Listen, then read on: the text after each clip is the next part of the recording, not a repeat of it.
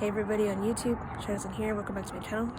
Still recording on Friday morning. I want to talk about social media and the influences it has on our practices. I wrote an old post when I was still in school, and I decided to update that post, so please read that below.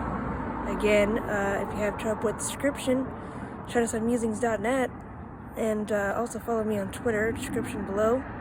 But if you want to follow me on Twitter, at shadowsun18.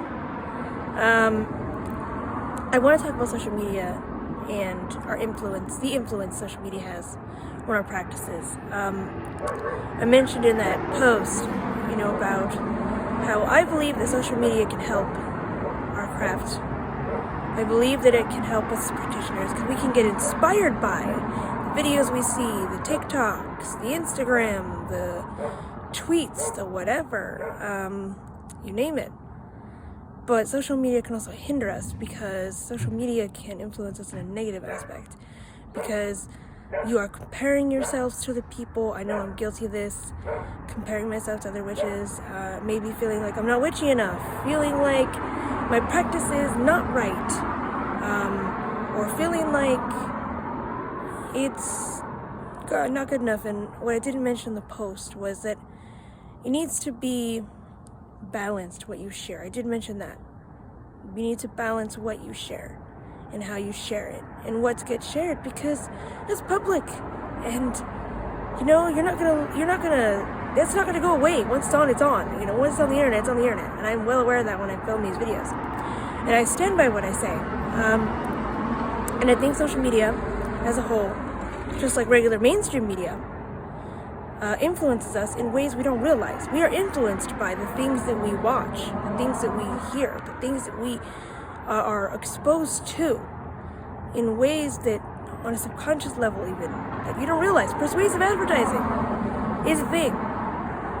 When you watch an infomercial, you're influenced by that, whether you pay attention to it or not. And how this relates to our practices is because when you're watching a video or you're viewing someone's altar, as a good example, and you see all these fancy things like crystals and fancy candles, statuary, the like, that makes you feel sometimes, at least for me, like, oh, well, that doesn't look right, or maybe I'm not doing it right, or maybe I'm not witchy enough because I don't have this all aesthetically pleasing. And you don't have to have that.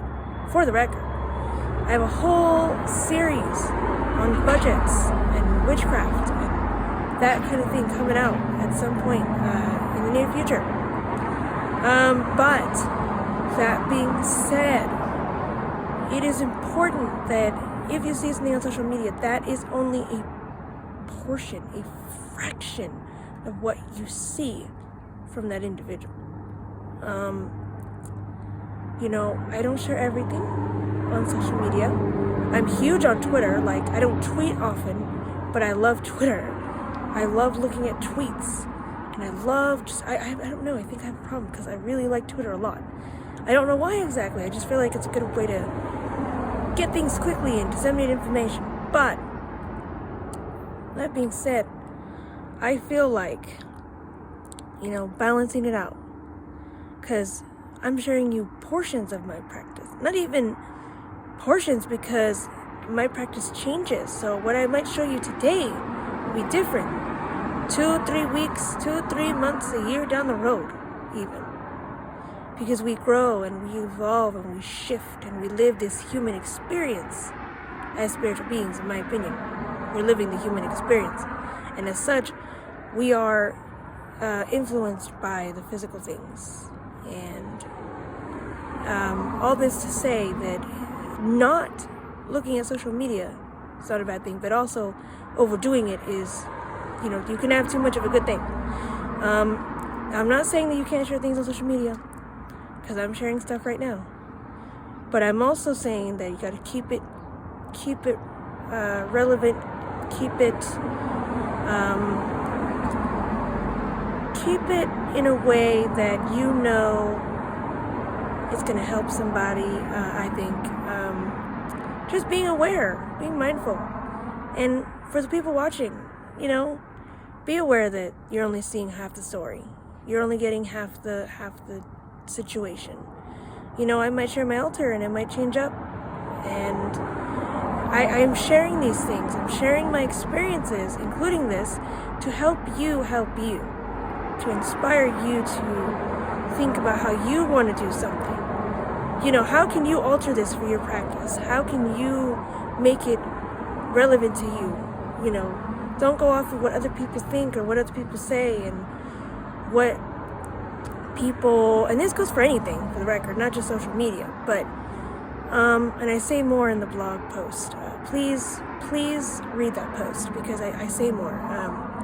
You know, because sometimes being on social media all the time can take away from the aspects of the craft you might want to work on. So let's say you're really wanting to work on spell crafting, the writing of spells, or the culmination of ingredients.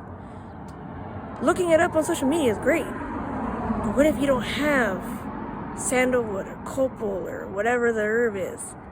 What if you only have white candle and some rosemary oil and whatever else? You got to work with what you got, and social media can inspire you and help you and guide you in certain aspects, but it's important to do your due diligence, do your research, and understand that that's only part of the story, and you could be working on those things. What ingredients work for you? Meditation. Let's say you struggle with meditation. You can work on your meditative practice instead of being on social media. You can work on, the wind's picking up here, sorry about that. You can work on creating a new chant, or building up your altar, or giving an offering honest, with intention, with some meaning, some emphasis, feeling to it. You can work on creating something for your deities if you are with deities, your spirits. You can craft an incense. You can do all these things and just keep it balanced, you know? Just keep it balanced in that, you know, spend time on social media, but spend time for your craft too. And spend time doing things that make you feel like, that give you that witchy vibe. If you're really struggling with circle casting, maybe read a book on that, or, you know, try different aspects of circle casting. Maybe it's quarter calls. Maybe it's,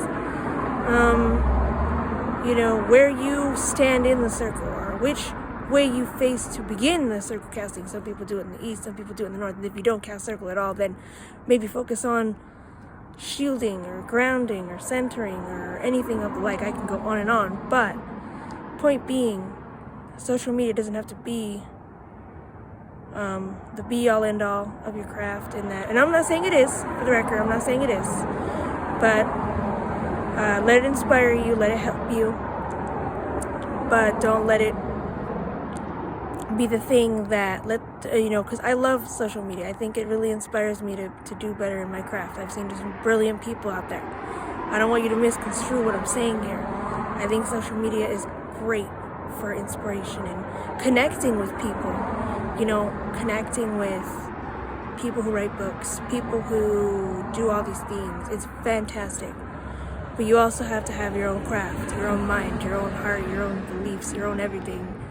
And I feel like sometimes we get lost in the Instagram posts and the everything else, that we lose sight of our craft sometimes. That's just me though. If you disagree, feel free. I'd love to hear your perspective, because I see both sides of it. And nevertheless, I hope you all are doing well. Many, many blessings to you. And if you like what you've seen so far, please share, please like, please subscribe. I really would appreciate that. Share this video, share what you enjoy of my channel. Check out my blog below, again, shadowsunmusings.net. Follow me on Twitter. If you feel inclined, you want a topic suggestion, send me an email, shadowsunmusings@hotmail.com, I believe, and if not, it's in the email below. Only reason I say that is because it's been a while since I've checked the email. Anyway, speak soon, many blessings.